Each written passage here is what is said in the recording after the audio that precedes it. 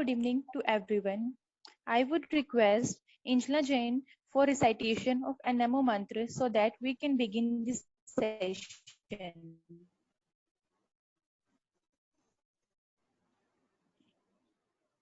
सभी को मेरा नमस्कार। अब हम सब एनएमओ मंत्र का उच्चारण करेंगे। आपसे अनुरोध है कि मेरे बाद दोहराएं।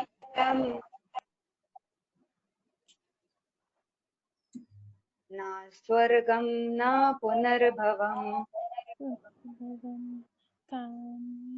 कामयतु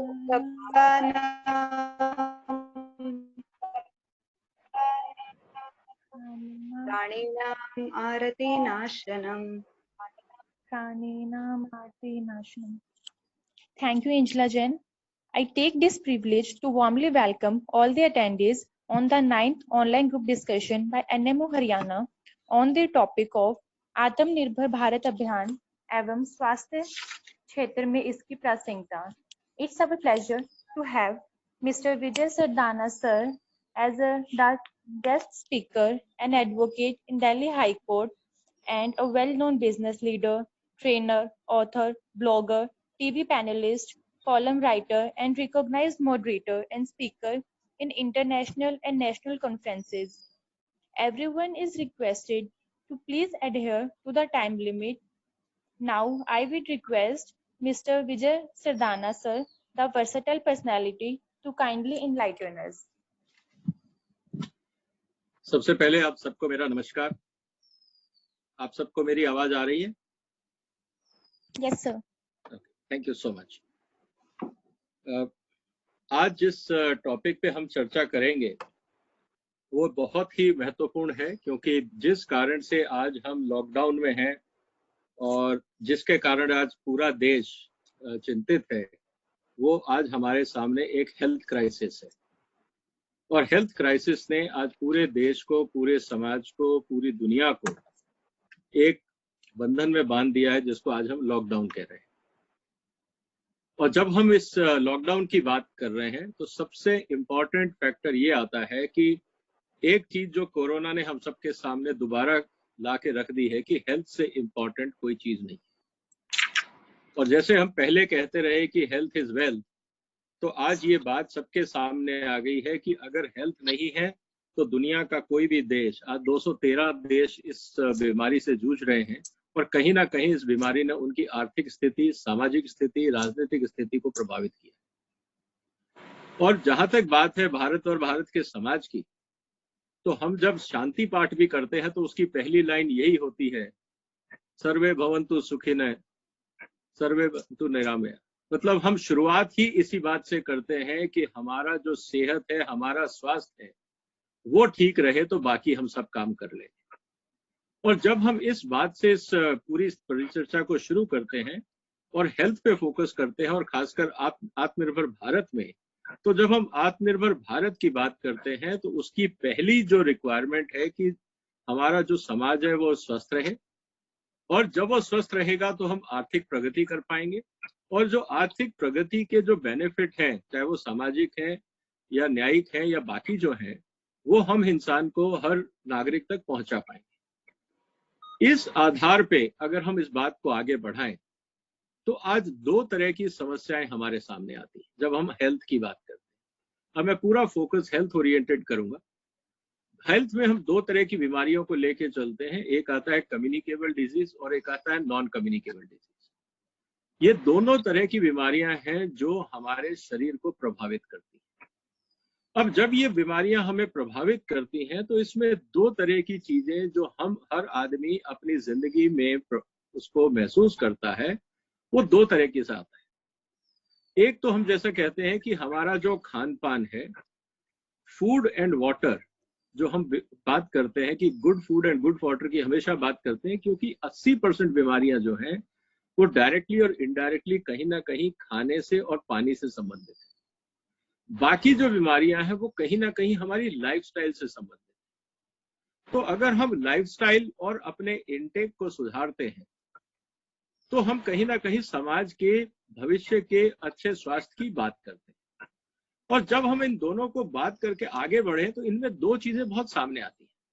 एक तो है कि कुछ चीजें हमारी चॉइस है, हमारी हैबिट्स है, चाहे वो आप खान पान को कहो या लाइफस्टाइल को कहो, उसमें सरकार कुछ नहीं कर सकती, ये आपकी पर्सनल चॉइस है। सरकार आपको एडवाइजरी दे सकती है कि आप अच्छा खाना खाएं, आप सिगरेट ना पिए, आप तंबाकू ना खाएं, आप शराब ना पिए, जो भी एडवाइजरी है वो दी जा सकती है, लेकिन उसका चॉइस करना हमारे हाथ में है एज ए सिटीजन।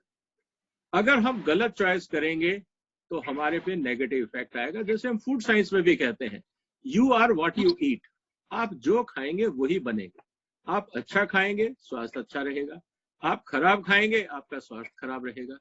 तो यहाँ पे सरकार एडवाइजरी दे सकती है, लेकिन डिसीजन हमारा होता है, और संविधान ये हमें कहता है कि you are a free citizen, you decide your choice. और अगर हम गलत चॉइस लेते हैं तो फिर हम ये नहीं कह सकते कि साहब समाज ने हमारे लिए क्या किया या सरकार ने हमारे लिए क्या किया।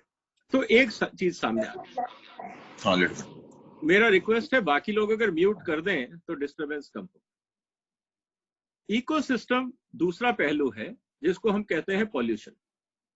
वो हमारे पे इम्पोज होता है। हम चाहते हैं स्वस्थ रहना, हम चाहते हैं साफ हवा में रहना, लेकिन मजबूरी ये है कि जिस समाज में और जिस वातावरण में हम रह रहे हैं वही पॉल्यूटेड है। चाहे वो पॉल्यूटेड एयर है, पॉल्यूटेड वाटर है, चाहे वो नॉइज पॉल्यूशन है या किसी और तरह का। और आजकल तो हम वाइब्रेशंस और सोशल मीडिया की जब हम बात कर रहे हैं, इलेक्ट्रॉनिक्स की बात कर रहे हैं, तो बहुत सारा रेडियो एक्टिव पॉल्यूशन है। और जब आप नई साइंस की बात करते हैं तो बहुत सारी कॉन्ट्रोवर्सीज आती है जेनेटिक पॉल्यूशन को लेकर। जब आप एक तरफ ऑर्गेनिक की बात करते हैं, दूसरी तरफ जीएमओस की बात करते हैं, तो एक जेनेटिक पॉल्यूशन भी हमारे सामने आता है। तो पॉल्यूशन के भी रूप बदलते जा रहे हैं। रेडियो एक्टिव पॉल्यूशन भी हो सकता है जो आपके कंट्रोल में नहीं है, लेकिन आप पे इम्पोज हो जाता है नोइंगली और अननोइंगली। अगर हम इस बैकग्राउंड को ध्यान में रखें और अब हम ये देखें कि कोविड के बाद, इस लॉकडाउन और इस कोरोना की बीमारी आने के बाद दुनिया कैसे बदलेगी, ये भी जानना जरूरी है। देखिए, कोविड ने क्या किया है। कोविड ने हम सबको, सरकार ने ये कंपल्शन कर दिया कि आप लॉकडाउन में रहेंगे, आप घरों में रहेंगे, आप बाहर नहीं निकलेंगे। और जब आप बाहर नहीं निकल रहे हैं, आप घरों में हैं, आपको कन्फाइन कर दिया गया है, तो फिजिकल मूवमेंट के साथ साथ जो सबसे बड़ा बदलाव आ रहा है हमारे ऊपर, वो हमारी सोच पे भी आ रहा है। हमारी जो हेल्थ है वो फिजिकल हेल्थ भी है, हमारी जो है वो मेंटल हेल्थ भी है। कोविड के दोनों असर, अब अगर इसको हम डिटेल में देखें तब हमें समझ में आएगा कि पोस्ट कोविड हमारा हेल्थ केयर सिस्टम कैसा होगा और क्या चीजें सामने आएंगी। सबसे इंपॉर्टेंट चीज आती है फिजिकल हेल्थ को लेकर। कोविड के कारण हम लोग बाहर नहीं निकल रहे, मतलब हम बाहर पॉल्यूशन में नहीं जा रहे, हम लोगों पे स्ट्रेस नहीं है, chances of accidents have gone down. बाकी बहुत सारी चीजें हैं जिनको कहीं ना कहीं अब आपको लग रहा होगा कि I think this life is better. अगर हमारी जरूरतें पूरी हो जाए तो शायद हम घर में अपने आप को बेटर महसूस कर रहे हैं, क्योंकि आसपास का क्लाइमेट अच्छा हो गया है, रिस्क कम हो गया है, चोरियां कम हो गई, क्राइम कम हो गया, समाज में कहीं ना कहीं एक बदलाव हम महसूस कर रहे हैं, अंदर से भी बदलाव महसूस हो रहा है। पहली बात यह है।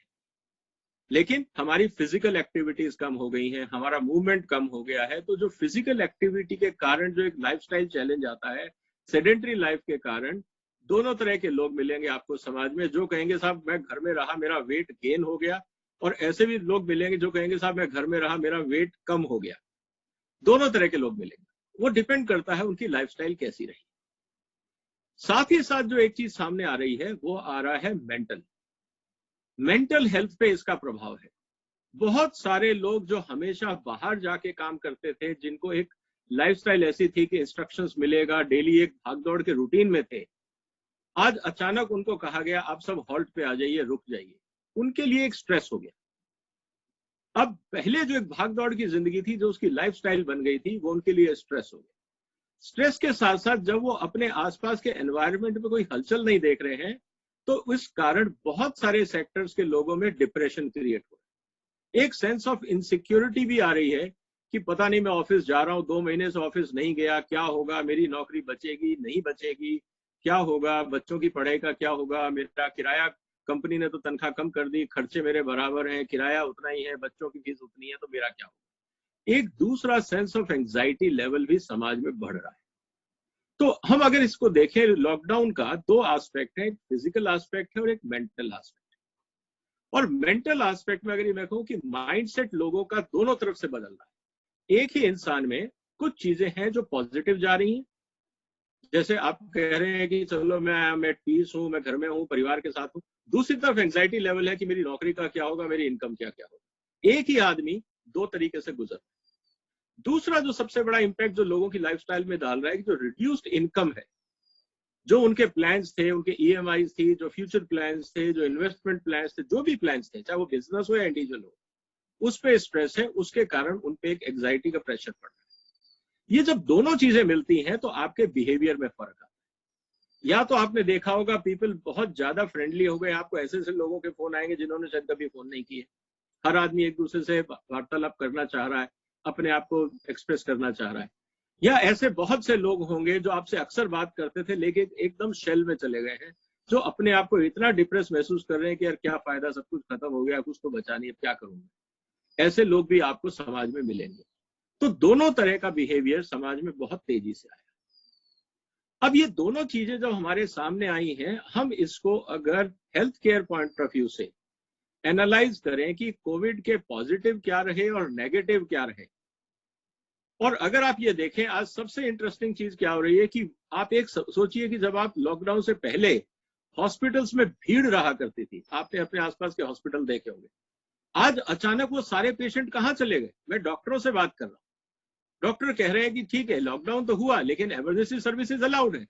आज वो उतने लोग हेल्थ चेकअप के लिए नहीं आ रहे हैं, आज उतने लोग अपना हार्ट बीट चेक कराने नहीं आ रहे हैं, आज उतने लोग टीबी के मरीज नहीं आ रहे हैं, आज उतने लोग वापस नहीं आ रहे हैं, आज उतने लोग ब्लड प्रेशर चेक कराने नहीं आ रहे हैं। ये सब अलाउड है लेकिन लोग नहीं आ रहे हैं।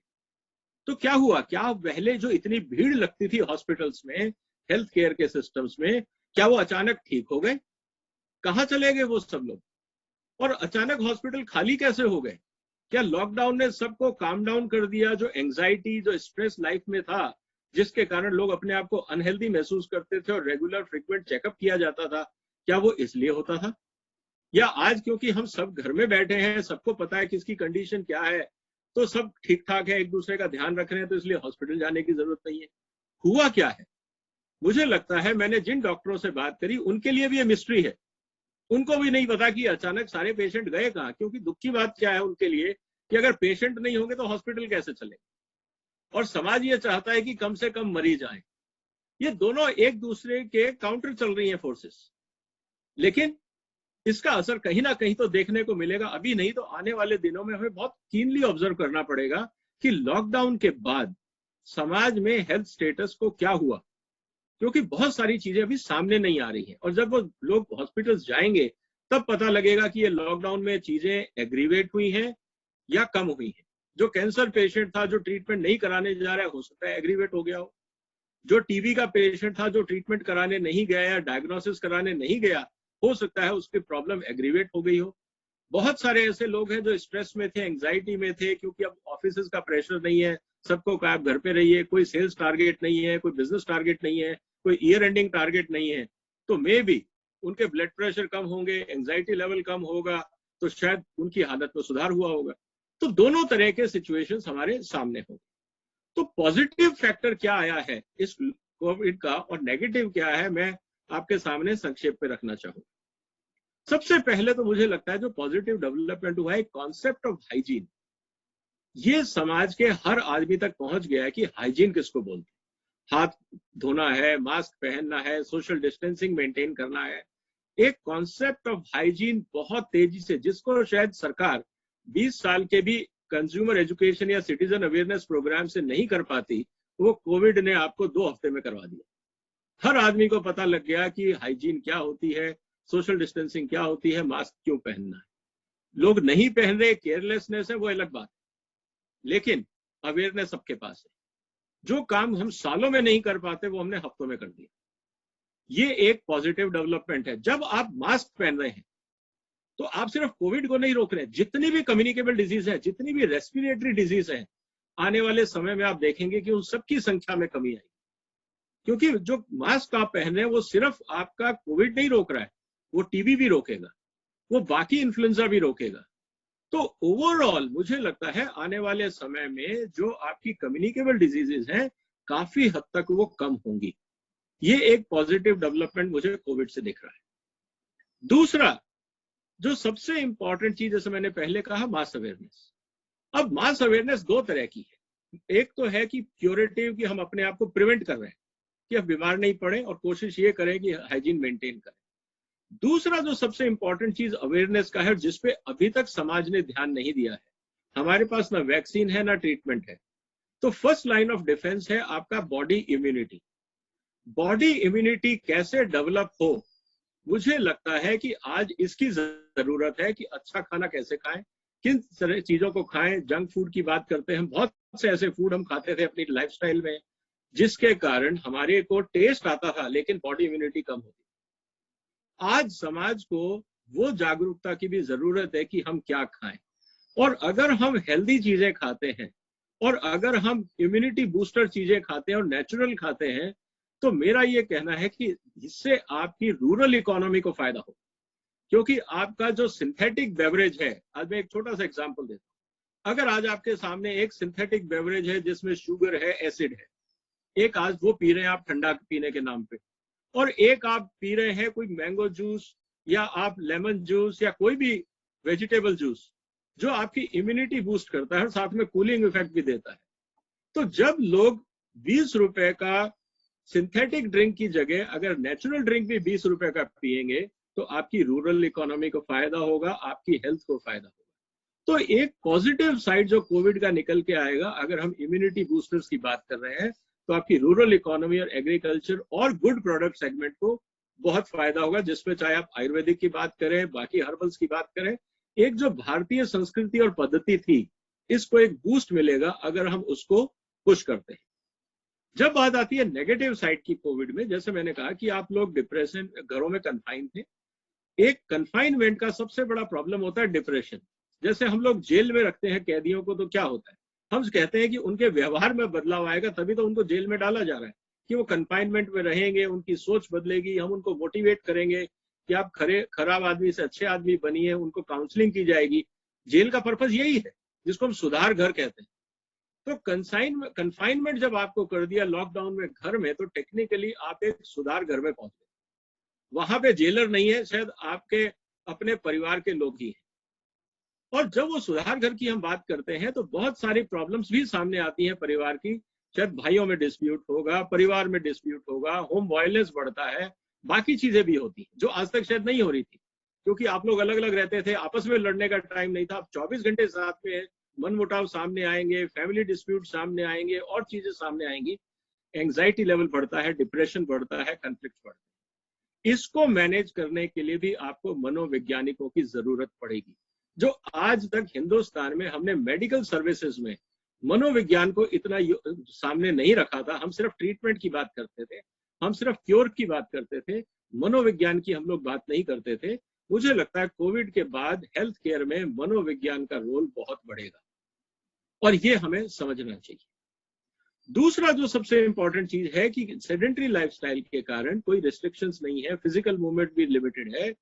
तो जो नॉन कम्युनिकेबल डिजीजेस हैं, अगर हमने अपनी लाइफस्टाइल और खाने को कंट्रोल में नहीं रखा, तो हम शायद नॉन कम्युनिकेबल डिजीज, चाहे वो ब्लड प्रेशर है, चाहे वो एक्सेसिव फैट इंटेक है, चाहे वो शुगर इंटेक है, चाहे सॉल्ट इंटेक है, जैसे WHO की गाइडलाइंस भी आ गई थी बहुत क्लियरली और शुरू के 2 हफ्तों में ही, कि आप अपने फूड में, क्योंकि आप लोग घर में बैठे हैं, तो आप लोग शुगर, सॉल्ट और ऑयल के इंटेक को कंट्रोल करिए। इसके 2 नुकसान थे। एक तो आपकी बॉडी का इम्यूनिटी लेवल, ये तीनों चीजें कम करती, जो आपको आज फर्स्ट लाइन ऑफ डिफेंस है। दूसरा जो इंपॉर्टेंट फैक्टर आता है पूरा, वो ये आता है कि अगर आप ये तीनों चीजें कंज्यूम भी करते हैं, तो इसका साइड इफेक्ट भी है, आपका हार्ट के इश्यूज है, डायबिटीज के इश्यूज है, बाकी चीजें वो भी एग्रीवेट हो सकती हैं। तो ये 2-3 जो ब्रॉड पैरामीटर्स हैं, जिसको मैं, क्योंकि टाइम की कमी है, मैं ज्यादा डिटेल में नहीं जाऊंगा, ये चीजें जो है ये हमारे सामने निकल के आएंगी। और बहुत सारे, जितना आप डिटेल में जाएंगे, जितनी आप डिटेल में चर्चा करेंगे, जितना माइक्रो लेवल पे जाएंगे, वो हमें सोचना पड़ेगा कि हम उसको कैसे करें। अब सवाल ये आता है कि वे फॉरवर्ड क्या है हेल्थ सर्विसेज के, और उसमें वे फॉरवर्ड में जब हम भारत स्वावलंबी बने, उसके अंदर क्या चीजें सामने निकल के आती हैं, अब मैं अगले 2-4-5 मिनट में आपके सामने बोलूंगा। सबसे इंपॉर्टेंट चीज तो ये है कि जब आप लॉकडाउन खोलेंगे, हर आदमी एक दूसरे को थोड़ा सा केयरफुल देखेगा कि आदमी जो खांस रहा है कहीं कोरोना पॉजिटिव तो नहीं है, या आदमी जो छींक रहा है ये कोरोना पॉजिटिव तो नहीं है, ये आदमी जो थका हुआ दिख रहा है ये कहीं कोरोना पॉजिटिव तो नहीं है। आपके आसपास आपको बहुत सारे ऐसे लोग दिखेंगे जो इनसे आप शायद सोशल रूप में दूर रहना चाहेंगे, डेलिबरेटली सोशल डिस्टेंसिंग मेंटेन करना चाहेंगे। और उसके दोनों फायदे, ऑफिस में अगर आप किसी को अवॉइड कर रहे हैं तो it has a negative effect, both उसकी पर्सनैलिटी पे भी और वर्क कल्चर पे भी। कहीं ना कहीं वो झगड़े पैदा करेंगे। तो उसका सबसे अच्छा तरीका ये है कि आपको इस बात को समझना पड़ेगा कि क्या हमारे पास ऐसे डिटेक्शन मेथड्स हैं जिसके कारण हम जो पर्सन इन्फेक्टेड है या अफेक्टेड है या लाइकली और पोटेंशियली अफेक्टेड हो सकता है, क्या हम उसका तुरंत ट्रीटमेंट कराएं। ये एक बहुत बड़े मुद्दा सामने आएगा। तो क्या भारत, जब हम स्वावलंबी भारत की बात कर रहे हैं, हमारे 6,50,000 गांव हैं, करीब 2,000 शहर हैं, और हर मोहल्ले के आसपास, हर कम से कम कॉलोनी के आसपास, जैसे आज हमारे पास पोस्ट ऑफिस है, पुलिस स्टेशन है, फायर ब्रिगेड स्टेशन है कि कॉल किया और आपको सर्विस मिल जाती है, पुलिस बीट्स हैं, क्या हमारे पास इस तरह के इजीली डिटेक्टेबल टूल्स मिल सकते हैं कि जिसमें भी डाउट है मैं उसको तुरंत टेस्ट करा सकूं? अगर आज नहीं है और आज अगर हम उस इंपोर्टेड टेक्नोलॉजी पे निर्भर है, तो मुझे लगता है स्वावलंबी भारत के लिए आज जो एक मेडिकल साइंस में सबसे इंपॉर्टेंट अपॉर्चुनिटी जो सामने आती है, वो आती है कि क्या हम हिंदुस्तान में detection methods, testing methods, fast detection and fast testing methods क्या हम बना सकते हैं। और ये अपने आप में बहुत बड़ा इन्वेस्टमेंट है। और जो टेस्टिंग लैब की मैं बात कर रहा हूं, ये सिर्फ आपके कोविड तक नहीं रहेंगी। जब आप ये कैपेसिटी बिल्ड करेंगे तो आप बाकी बीमारियों के भी करेंगे, बाकी इंडस्ट्रीज के भी करेंगे। और अनफॉर्चुनेटली आज आप किसी भी लैब में जाइए, हिंदुस्तान की किसी भी लैब में आप जाइए, ज्यादातर मशीनें जो लैब में है वो इंपोर्टेड। और जब हम ये कहते हैं कि कम से कम एक गांव में एक लैब अगर छोटी सी भी हो, चाहे पोस्ट ऑफिस की तरह एक लैब हो, तो 6 लाख लैब्स तो आपको चाहिए, 6.5 लाख। 6.5 लाख मशीनें आप दुनिया से इंपोर्ट करेंगे या स्वावलंबी भारत में उसको भारत में बनाना चाहिए? सवाल ये है। तो क्या स्वावलंबी भारत में हेल्थ केयर के लिए पहला मिशन क्या हम ये बना सकते हैं कि जितनी हमारी लैब की मशीनें हैं वो भारत में बने? जब हम सैटेलाइट बना सकते हैं, रॉकेट्स बना सकते हैं, मिसाइल्स बना सकते हैं, हाई एंड टेक्नोलॉजी बना सकते हैं, ब्रह्मोस बना सकते हैं, सुखोई के सॉफ्टवेयर बना सकते हैं, तो क्या हम लैब की मशीनें हिंदुस्तान में नहीं बना सकते? तो सवाल ये है कि हमने आज तक क्यों नहीं किया। और मुझे लगता है कि जिस तरह से 3 महीने में हमने पीपीई किट्स के अंदर स्वावलंबी बने, हमने बाकी चीजों में, मास्क में जो नहीं हम बनाते थे, इंपोर्ट करते थे, हम स्वावलंबी बने, तो मुझे लगता है कि हमारी संस्था की तरफ से, बाकी जो संस्थाएं हैं, आरएसएस की संस्थाएं हैं, हमें अपनी तरफ से रिकमेंडेशन भारत सरकार को भेजना चाहिए कि चाहे डीआरडीओ हो, इसरो हो, बार्क हो, ये तीनों टेक्नोलॉजीज हमारे काम आएंगी। क्योंकि जितनी लैब में टेक्नोलॉजीज लगती हैं, बहुत सारी टेक्नोलॉजी ऐसी है जिनका डिफेंस में एप्लीकेशन है, एटॉमिक एनर्जी में एप्लीकेशन है और स्पेस में एप्लीकेशन। वो हमारे पास तीनों इंस्टीट्यूशंस वर्ल्ड क्लास हैं। सिर्फ उनका एप्लीकेशन स्केल डाउन करके आम आदमी तक लाना है। और क्या हम इन तीनों संस्थाओं के साथ मिलकर एक चौथा डिवीजन क्रिएट कर सकते हैं कि critical technologies for common man's use? और critical technologies for common man's use करके अगर एक मिशन बनाए, और आज हमारे पास कम से कम 2 से 3 हजार बड़े हॉस्पिटल्स हैं, हजारों छोटी बड़ी क्लिनिक्स हैं, और अगर हम ये मशीनें हिंदुस्तान में बनाते हैं, अगर हमें साल में 6 लाख लेबोरेटरीज को मेंटेन करना है, और अगर रिप्लेसमेंट रेट भी, अगर मैं ये कहूं कि 10% है, ये मशीनों का रिप्लेसमेंट रेट बहुत फास्ट होता है, अगर 25% भी है, तो आपको हर साल 2.5 से 3 लाख मशीनें चाहिए। अगर आपको 2.5 से 3 लाख मशीनें चाहिए, आप आराम से 100 से 200 कंपनियां खड़ी कर सकते हैं हिंदुस्तान में जो सिर्फ डायग्नोस्टिक पे काम करें। चाहे वो हार्डवेयर बनाए, चाहे उनके कंज्यूमेबल्स बनाए, चाहे उनके केमिकल्स बनाए, चाहे उनके लिए डाइस बनाए, सेंसर्स बनाए, बाकी चीजें बनाए। ये बहुत बड़ी इकोनॉमी स्वावलंबी भारत के लिए है, हेल्थ केयर के लिए। और ये सारा पैसा देश में रहेगा। और मैं दूसरा इसलिए कह रहा हूं, इन टेक्नोलॉजीज में जो टेक्नोलॉजी आज इंटरनेशनल मार्केट में आपको 10 लाख मिलती है, उसकी कॉस्ट ऑफ प्रोडक्शन हार्डली 1 से 2 लाख होती है। ये बहुत हाई मार्जिन बिजनेस है। तो आप अपने देश के लिए बनाएंगे तो आप पूरी दुनिया को भी सप्लाई कर सकते हैं। आप लो कॉस्ट टेक्नोलॉजी बनाइए, कोई जरूरी नहीं है कि उसमें 50 फीचर हो, आप वही फीचर डालिए जिसकी जरूरत है 5, 10, 15, जो एक आम आदमी को जरूरत है। एडवांस फीचर के लिए आप अलग से मशीन बना लीजिए, उनकी डिमांड इतनी नहीं रहती है। तो अगर भारत इस तरह की टेक्नोलॉजी बनाता है स्वावलंबी भारत बनने में, तो वो टेक्नोलॉजी आप पूरे अफ्रीका को दे सकते हैं, पूरे एशिया को दे सकते हैं, लैटिन अमेरिका को दे सकते हैं, इवन डेवलप्ड कंट्रीज में भी लोग लेंगे, क्योंकि ये कॉस्ट इफेक्टिव होगी और सबको आज की तारीख में कॉस्ट इफेक्टिव ऑप्शन चाहिए। तो मुझे लगता है ये बहुत बड़ी इकोनॉमी भारत सरकार खड़ी कर सकती है हेल्थ केयर के नाम। दूसरा जो सबसे इंपॉर्टेंट फैक्टर आता है जिसको मैं लेके जाऊंगा और जिसमें भारत की बहुत बड़ी स्ट्रेंथ है, वो है इम्यूनिटी बूस्टर ऑप्शंस। जितने भारत के ट्रेडिशनल फूड्स हैं, जितनी हमारी ट्रेडिशनल डाइट्स हैं, आज आप बाजरे की बात करते हैं, आज आप लोकल ज्वार की बात करते हैं, आज आप रागी की बात करते हैं, जो भी आपके ट्रेडिशनल फूड्स हैं, ट्रेडिशनल हर्ब्स हैं, ट्रेडिशनल मेडिसिन हैं, आपके जो ट्रेडिशनल स्पाइसेस हैं, ये सारे के सारे इम्यूनिटी बूस्टर हैं। लेकिन हमने क्या किया, हमने आज नींबू पानी और पुदीने के पानी की जगह हम कोक पेप्सी पे शिफ्ट हो गए। अगर मैं दोनों ऑप्शन आपके सामने रखता हूं तो विच इज इम्यूनिटी बूस्टर, आप बता दीजिए मेरे को। ये चीज हर आदमी समझता है, दुनिया का हर आदमी समझ पाएगा।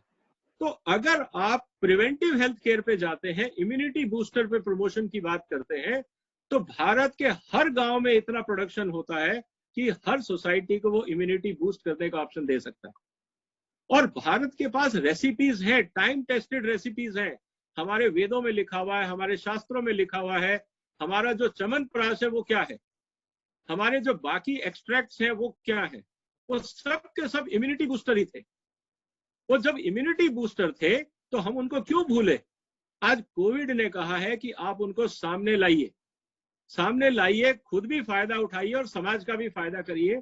जैसे आपने योगा को प्रमोट किया, आज Indian traditional foods, Indian traditional knowledge which is immunity boosters, आज दुनिया के सामने अगर आप कहोगे कि एक ट्रेडिशनल नाम लेके कहोगे कि तो शायद लोगों को समझ में नहीं आएगा, लेकिन अगर आप उसको ये कहोगे इम्यूनिटी बूस्टर जूस, चाहे वो पुदीने का ही पानी है, चाहे वो जीरा वाटर ही है, लोग समझेंगे उसको। आपको भाषा बदलनी है, प्रोडक्ट आपके पास है, आपको लेबल बदलना है, आपको कम्युनिकेशन बदलना है, बाकी सब आपके पास है। तो दुनिया आपके साथ जुड़ेगी, चाहे वो आपके ट्रेडिशनल फूड्स हैं, ट्रेडिशनल पिकल्स हैं, ट्रेडिशनल स्पाइसेस हैं, ट्रेडिशनल चटनीज हैं, सब के अंदर एक हेल्थ एंगल था। तभी तो भारत की इतनी डाइवर्सिटी में इतनी तरह की रेसिपीज क्यों बनी, क्योंकि हर समाज के अंदर हर लोकेशन स्पेसिफिक बीमारियां अलग होती हैं। जो बीमारी कश्मीर में है वो केरल में नहीं है, जो बीमारियां राजस्थान में है वो बंगाल में नहीं है। तो समाज ने अपने एक्सपीरियंस से, वहां की लोकल वेजिटेशन से सूटेबल प्रोडक्ट्स डेवलप किए जो वहां की सोसाइटी के लिए सही थे।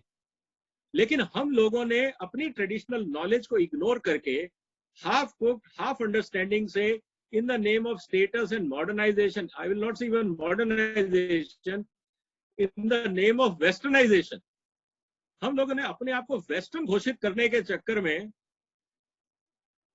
हमने अपनी अच्छी चीजें छोड़ दी। आज कोविड उसको दुनिया के सामने लाने का मौका दे रहा है और हमें यह मौका चूकना नहीं चाहिए। तो मुझे लगता है इससे आपकी रूरल इकोनॉमी, आपकी ट्रेडिशनल नॉलेज को फायदा मिलेगा, और उसमें तो एक्सपर्टाइज आपका है। आपका कंपटीशन कौन करेगा? आज रसम में दुनिया में कौन कंपटीशन करेगा? आज आपकी मैंगो चटनी में दुनिया में आपसे कौन कंपटीशन करेगा? लोग कॉपी करेंगे, लेकिन ट्रेडिशन तो आपका है।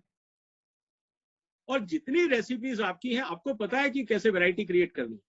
लोगों को सीखने में टाइम लगेगा। अगर हम ढंग से प्लानिंग करें, क्वालिटी पे ध्यान दें, पैकेजिंग पे ध्यान दें, कम्युनिकेशन पे ध्यान दें, तो हम आगे निकल सकते हैं। और अगर हमारे पास मॉडर्न मैनेजमेंट थिंकिंग है और मॉडर्न टेक्नोलॉजी है, तो जब कॉम्पिटिटर कर सकता है तो हम क्यों नहीं कर सकते? तो सिर्फ माइंडसेट बदलने की जरूरत है, और बहुत बड़ी अपॉर्चुनिटी स्वावलंबी भारत में है कि अपने देश को भी आगे बढ़ाएं, अपनी इकोनॉमी को भी आगे बढ़ाएं और दुनिया को भी हम सर्विस दें। तीसरा जो सबसे इंपॉर्टेंट पॉइंट आता है वो आता है कि पोस्ट डिजीज जो चैलेंजेस है, पोस्ट डिजीज चैलेंजेस में भी हमारे पास जो क्यूरेटिव साइंस की बात करते हैं, मेडिकल साइंस की बात करते हैं, आज जितना भी सिस्टम है हमारे पास, जब हमारे पास वैक्सीन नहीं है, हमारे पास कोई सिस्टम नहीं है, हम एलोपैथिक सिस्टम से ट्रायल एंड एरर कर रहे हैं। यही ट्रायल एंड एरर हम आयुर्वेदा, होम्योपैथिक, यूनानी के साथ क्यों नहीं कर रहे?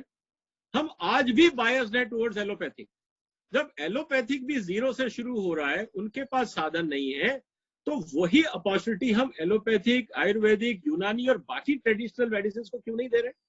क्यों आईसीएमआर सिर्फ एलोपैथिक पे फोकस कर रहा है?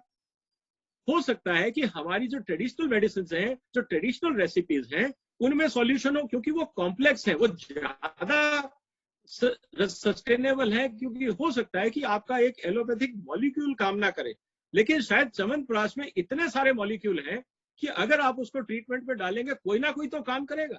बाद में आप इन्वेस्टिगेट करते जाइए कि उसमें जो 50 मॉलिक्यूल थे, उसमें से कौन सा इफेक्टिव था। लेकिन अगर च्यवनप्राश ने इफेक्टिव कर दिया, रेजिस्टेंस बिल्ड कर दिया, बीमारी जल्दी ठीक हो गई, तो एंड ऑफ द डे तो प्रोडक्ट तो सक्सेस रहा।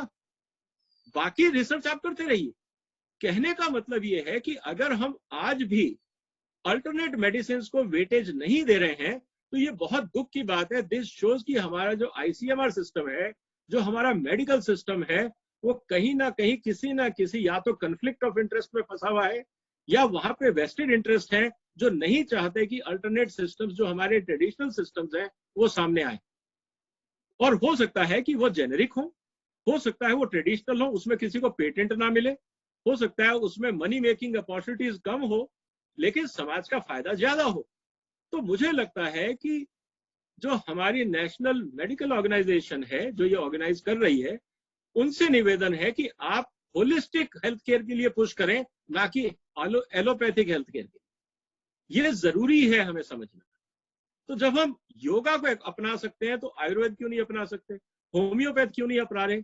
यूनानी क्यों नहीं अपना रहे? हम क्यों घबरा रहे हैं उनमें? योगा और एलोपैथिक का क्या कॉम्बिनेशन है?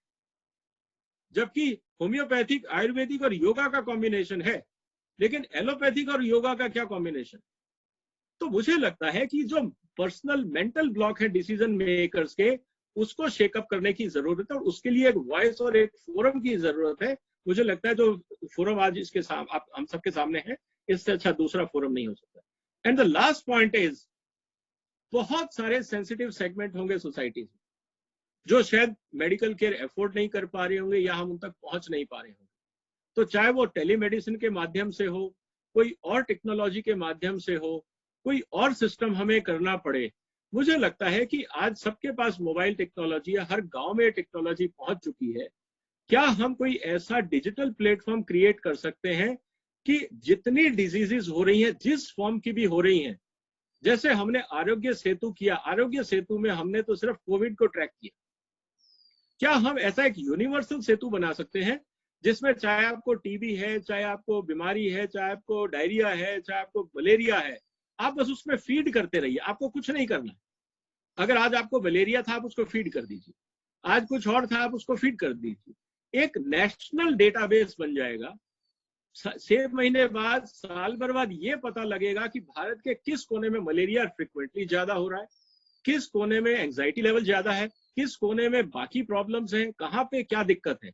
और लोकलाइज्ड एक्शन प्लान बन सकता है, ताकि हम उसमें कंज्यूमर और पेशेंट एजुकेशन पे ध्यान दे सकते हैं, लोकल हेल्थ केयर में कर सकते हैं, हम वहाँ के स्कूल और कॉलेजेस के अंदर वो सब्जेक्ट इंट्रोड्यूस कर सकते हैं which can try to address these challenges जो हमारे सामने आ रहे हैं। तो मुझे लगता है कि आज डिजिटल हमारे पास प्लेटफॉर्म है, इसको अगर हम ढंग से यूज करेंगे, तो जो भारत का जो हेल्थ केयर सिस्टम है, उसको on time, real time basis information मिलेगी, और हम करेक्टिव एक्शन ले पाएंगे। इससे रिसोर्स वेस्टेज कम होगा, टारगेटेड हम चीजों को एड्रेस कर पाएंगे, और जो वहां से चैलेंजेस निकलेंगे उनको एड्रेस करने के लिए कुछ ना कुछ तो प्रोडक्ट और सर्विस देनी पड़ेगी, जो भारत की इकोनॉमी को भी बूस्ट करेगी। क्योंकि कम लोग बीमार होंगे, टाइमली उनको सर्विस मिल जाएगी, और सर्विस देने वाला भी इकोनॉमिक एक्टिविटी होगा। तो ओवरऑल लोग प्रिवेंटिव पे ज्यादा ध्यान देंगे, सरकार के पास जानकारी होगी कौन सा स्पेशलिस्ट डिपार्टमेंट किस डिस्ट्रिक्ट के किस कोने में क्रिएट करना है, सरकार कर पाएगी, ताकि पेशेंट्स को टाइम पे सर्विस मिल जाए, वेस्टेज कम होगा। तो मुझे लगता है कि कोविड से अगर जब हम रीसेट कर रहे हैं समाज को, तो इसको हेल्थ केयर के पॉइंट ऑफ व्यू से अगर देखते हैं, तो health care will be huge boost. और जब वो करेंगे, तो फिर चाहे हम हेल्थ टूरिज्म की बात करें, बाकी जो हेल्थ रिलेटेड सर्विसेज हैं उनकी बात करें, जो आपकी आयुर्वेदिक और अल्टरनेट मेडिसिन इंडस्ट्री निकल की, उसमें इन्वेस्टमेंट आएगा, वहां पे स्किल डेवलपमेंट होगा। जितने मल्टीप्लायर फैक्टर आप एक नॉर्मल इकोनॉमी में सोच सकते हैं, उससे ज्यादा होंगे। और समाज ज्यादा स्वस्थ होगा, किसानों को फायदा होगा, कंज्यूमर्स को फायदा होगा, सरकार के खर्चे कम होंगे, समाज में सिकनेस कम होगी, इकोनॉमिक प्रोग्रेस ज्यादा होगी और कंट्री ओवरऑल बेटर हेल्थ में होगा। तो यही मेरे को आज 15-20 मिनट में आपके साथ अपने व्यूज शेयर करने थे। Now I leave it open to the organiser for question answer and open house discussion. मेरी तरफ से धन्यवाद। Thank you so much, sir, for sharing your perspective with us. Now, I would like to open this session for discussion. I request you all to please adhere to time limit of question up to 1 minute. You can ask your query by raising your hand or dropping a message in chat window.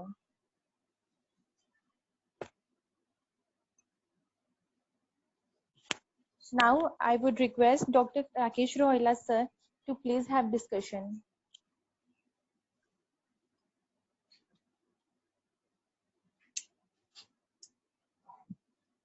मुझे बोला गया है क्या? Yes, sir. किस चीज के लिए बोला गया है? Sir discussion. हाँ सर, मेरा क्वेश्चन ये था आपके लिए, जो आपने बताया कि हम नई नई टेक्नोलॉजी में इम्प्रूवमेंट कर सकते हैं लैब डायग्नोस्टिक्स में, उसमें अगर being a dentist, being a doctor, we are not businessman, और हमें उस चीज का नहीं पता है कि कहाँ पे इस चीज का कौन सा सर्टिफिकेट होगा। इस टेक्नोलॉजी में जो रिसर्च है बेसिकली, तो उसमें रिसर्च वाले लोग ही जा सकते हैं। बीइंग ए डॉक्टर हम कैसे उस फील्ड में इम्प्रूवमेंट कर सकते हैं जिससे आने वाले सोसाइटी में ज्यादा बेनिफिट हो पाए? बहुत अच्छा सवाल राकेश जी आपका है।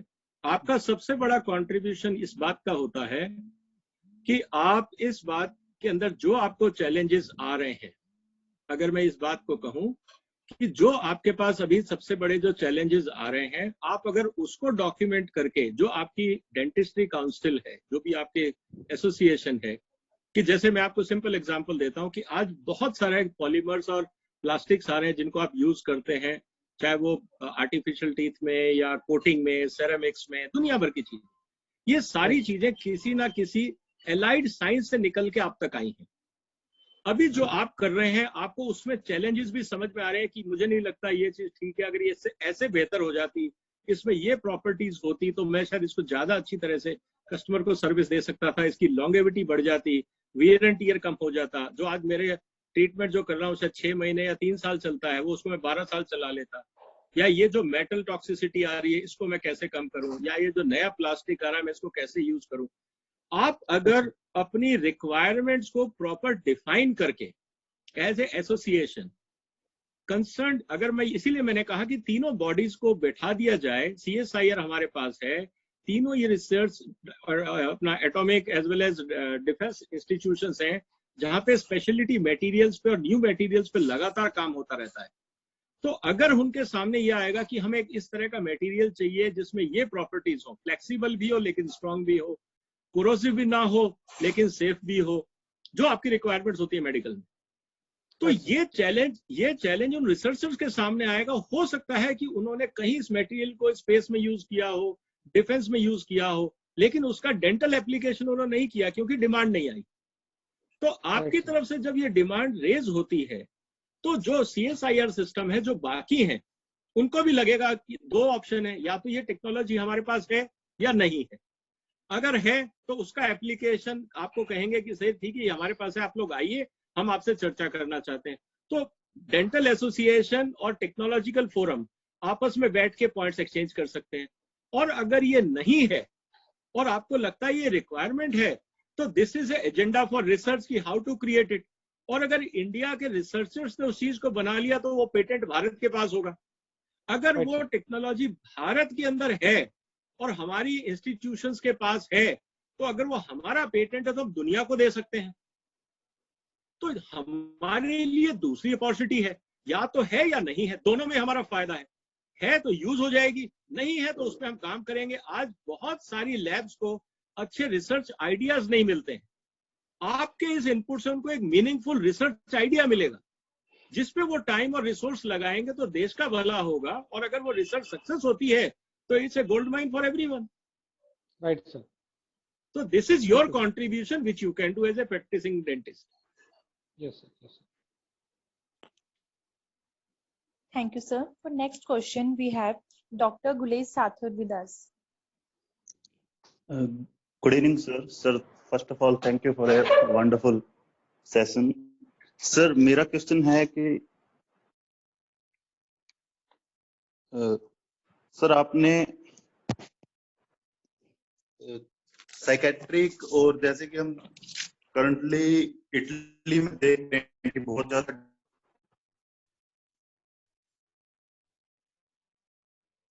हेलो जी सुनाई दे रहा है। Good evening sir. Sir first of all thank you for a wonderful session.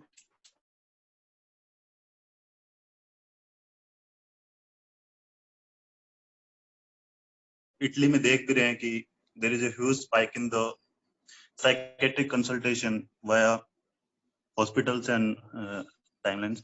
But sir India में और ये मतलब बहुत पिछले बहुत सालों से है. इवन मैंने अभी पीजी मतलब सीट के लिए साइकियाट्री चूज किया है एंड इवन मेरे मेडिकल फर्टर्निटी के कलीग्स भी they are saying me to avoid this.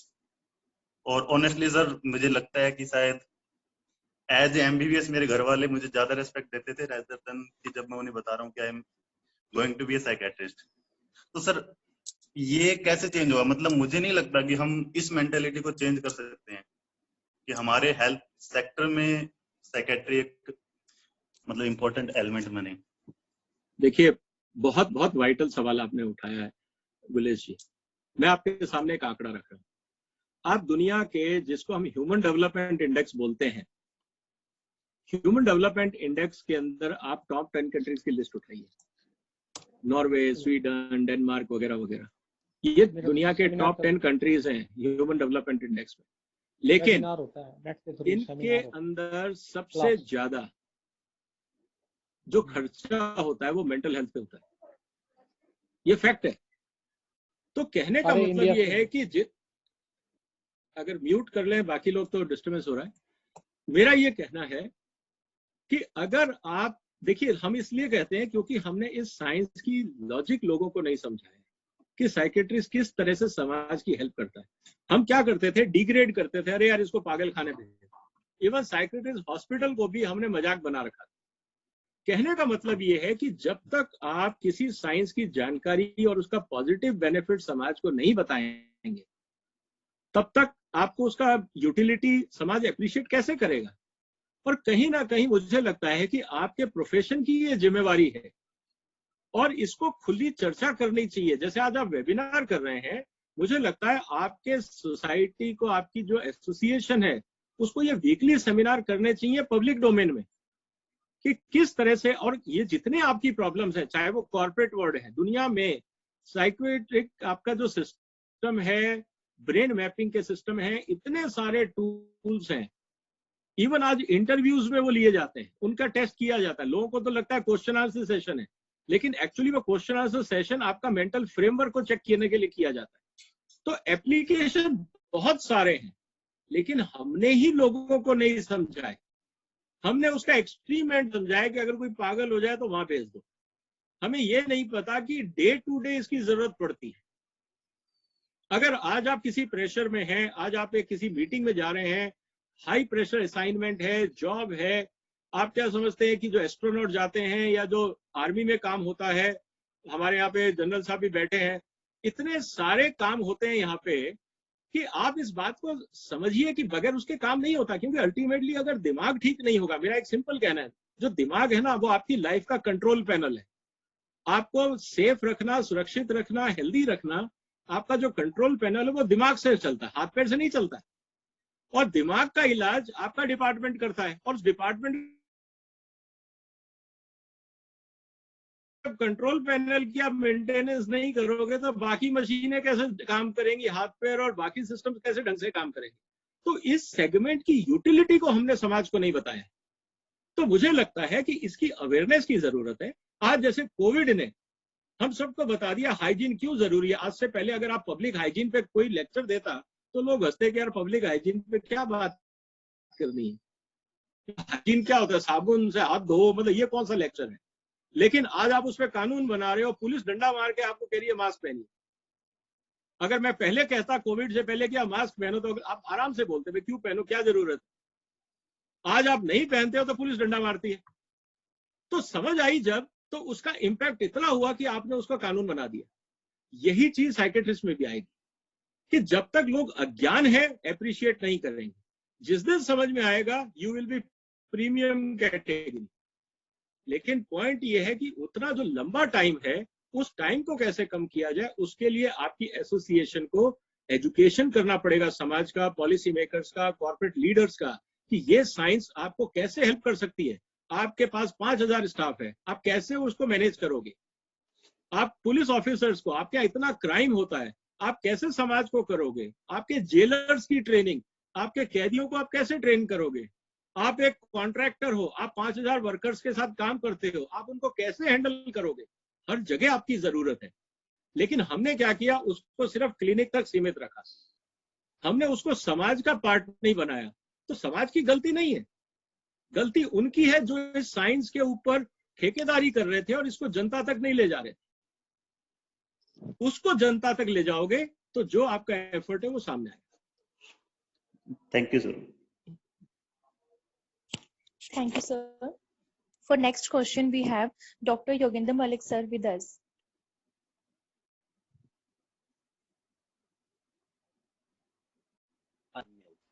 Okay, thank you, and good evening, everybody. I'm so sorry for joining late.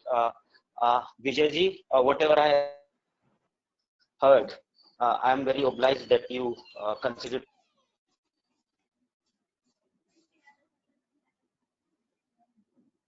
Repeating it because I joined late.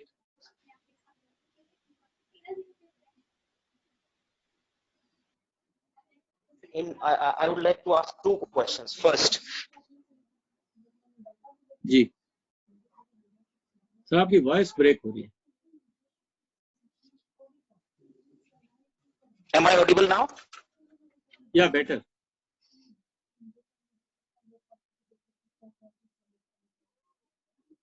To ask you two questions regarding it. One, sir आवाज नहीं आ रही। The problem is of network, I believe.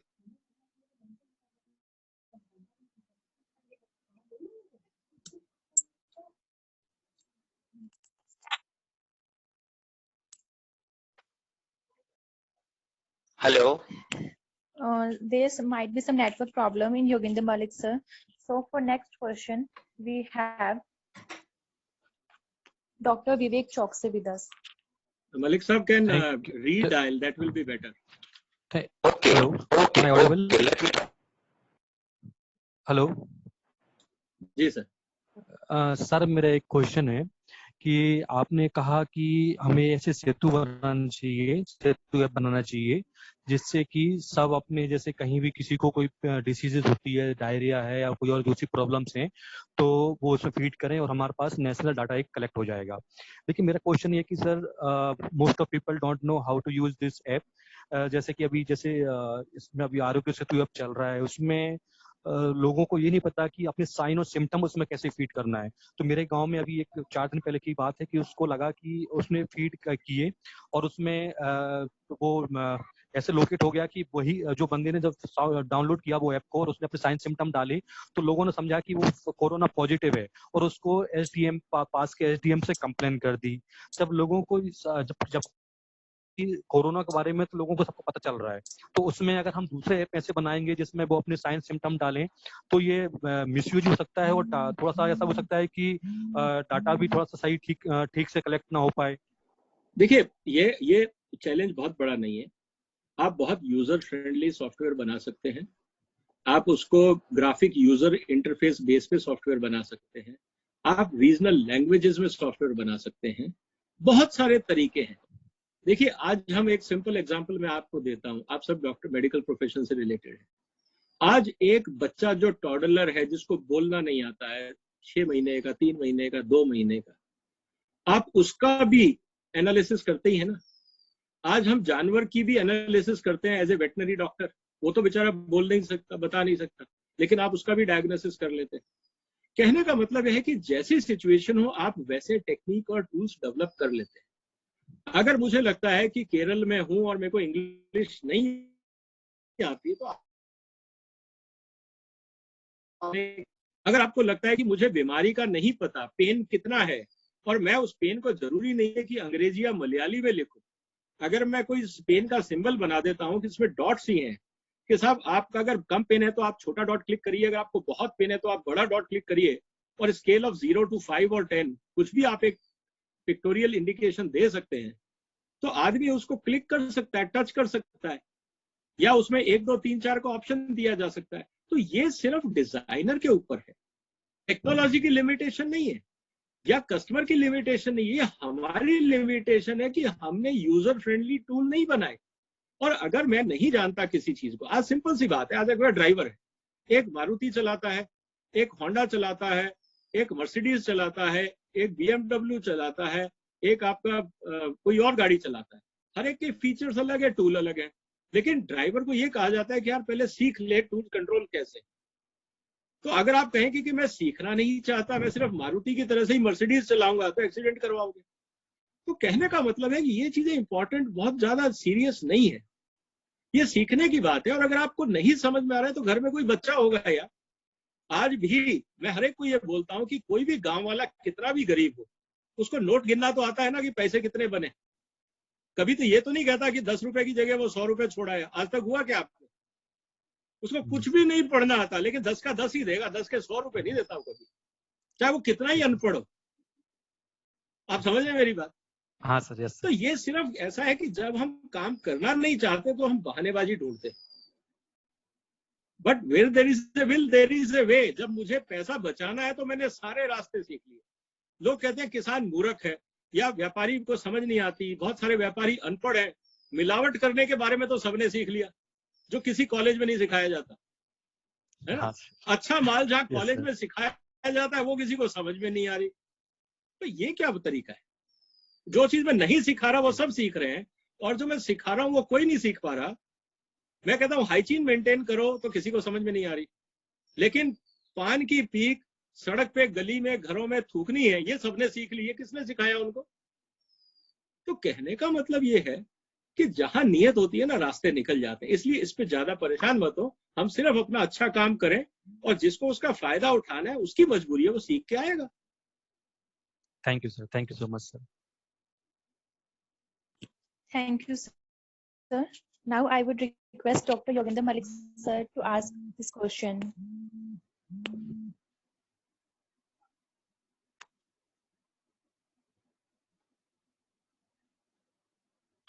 Malik साहब आपका mute है, mute है आप। I thought the host must have unmuted. Okay, thank you so much. I hope I'm audible now. So I had two questions, one related to the research environment in our country, two sub questions. One, I would like to tell us, you to tell us that in which sector India is a leader in research. If we have that sector, I would like you to name that, because I know you are expert in many sectors. And second is, you must be knowing that we are basically in allopathy consumers of Western research. How can we become consumers of our own research? Because you know, Ayurveda market is just, the whole Ayurveda market in India is 4.4 billion, and the pharma market alone, if one allopathic was, we are spending 1.1 to 1.2 something kind of GDP on health. And our topic today was Atmanirbhar Bharat and its effect on health sector. How would you expect us to be Atmanirbhar when the Western countries, they are spending say maybe 5%, 10% and even 15% to be called the best health sector? We are spending 1.1%. How you can expect us to be the best in the field and Atmanirbhar? How we can become Atmanirbhar if we are not given enough money? So 2-3 questions for you. Thank you. बहुत अच्छा योगेंद्र जी, आपके दोनों सवाल बहुत अच्छे हैं।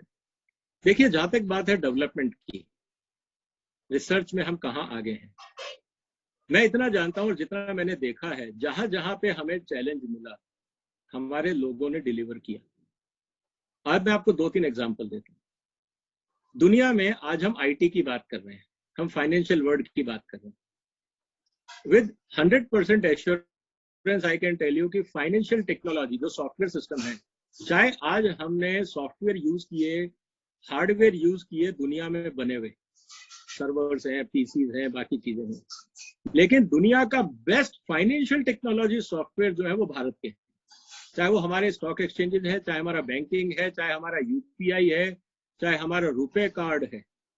जो हमारा फाइनेंशियल टेक्नोलॉजी सिस्टम है, जिससे आज हमारी पूरी इकोनॉमी, इवन टैक्सेशन सिस्टम भी जो मैनेज हो रहा है, इतना बढ़िया सिस्टम दुनिया में कहीं नहीं। And we are far ahead, whether आप अमेरिका की बात करो, चाइना की बात करो, यूरोप की बात। So where there is a will there is a way. आज हमने सुखोई बनाया है, सुखोई में जो सॉफ्टवेयर है वो हमारा है, ब्रह्मोस में सॉफ्टवेयर हमारा है। बहुत सारी चीजें ऐसी हैं जो पब्लिक डोमेन में शायद नहीं भी होंगी, जो डिफेंस में है, जो स्पेस में है, जो एटॉमिक एनर्जी में है, जो पब्लिक डोमेन में नहीं है, लेकिन मैं ये नहीं मानता कि वो दुनिया में किसी से पीछे होंगे। कहने का मतलब ये है कि जहां जहां पे हमारी कंट्री की स्ट्रेटेजिक रिक्वायरमेंट थी, उसको हमने बहुत अच्छी तरह से पूरा किया और बेस्ट ऑफ द वर्ल्ड किया, नंबर 1। रही बात कि क्या पैसा और स्कोप एक ही चीज है? योगा हमने दिया, उसमें किसने रिसर्च की थी? वेस्टर्न वर्ल्ड ने तो बहुत कर ली थी रिसर्च, योगा का अल्टरनेट नहीं निकाल पाए।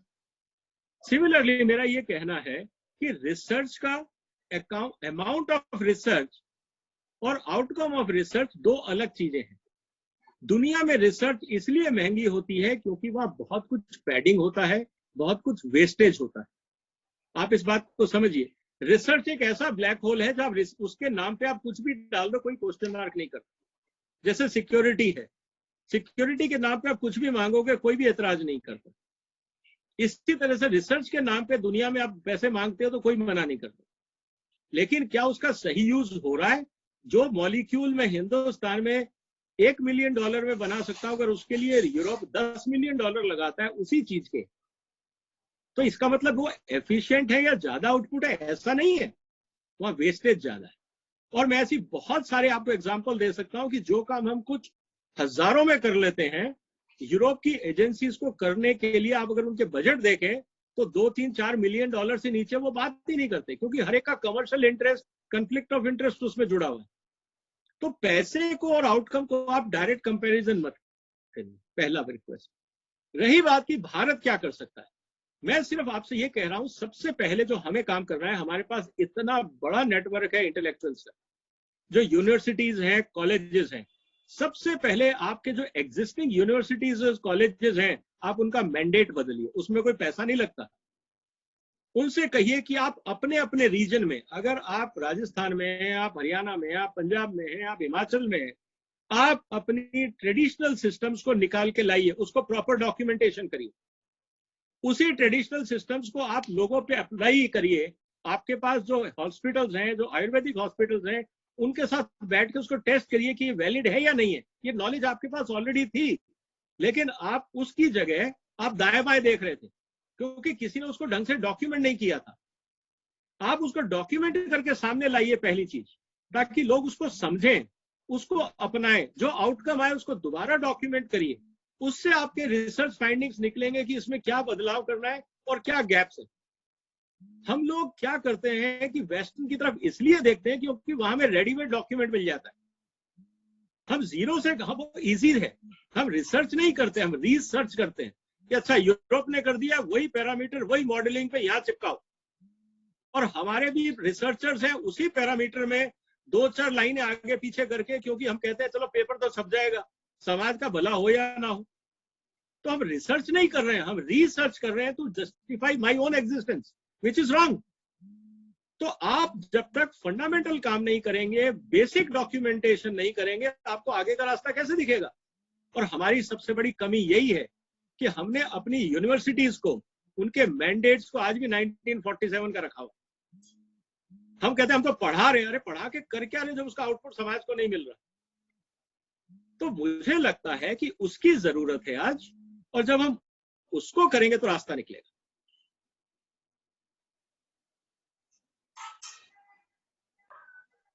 ठीक है sir. Thank you, sir. This was indeed a great session, and NMO Haryana is honored to have you with us.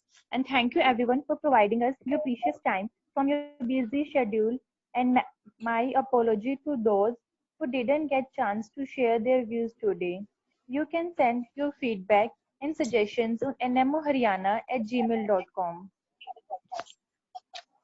Thank you so much for being with us. Now I would request Angela Jen Doksab for recitation of Kalyan Mantra. अब हम कल्याण मंत्र का उच्चारण करेंगे। सभी से अनुरोध है कि मेरे बाद दोहराएं। सर्वे भवन्तु सुखिना,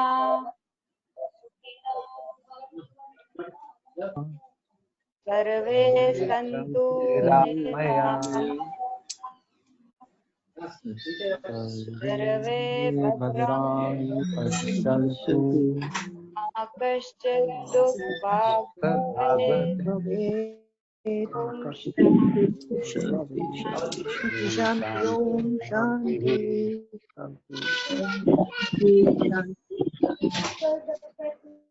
Thank you so much, Vijayji. Hope to again on some other topics. Thank you to all of you. It was a great opportunity. See you again. Thank you so much, sir, and we are very honored. Thank you, sir. I have to jump to another meeting, so thank you so much. Thank you so much, sir. Thank you Vijay Sardana साहब, भाई Janardan Thank you, गंगापुत्रा sir. Hyderabad से। Thank you, sir. Thank you. Thank you sir.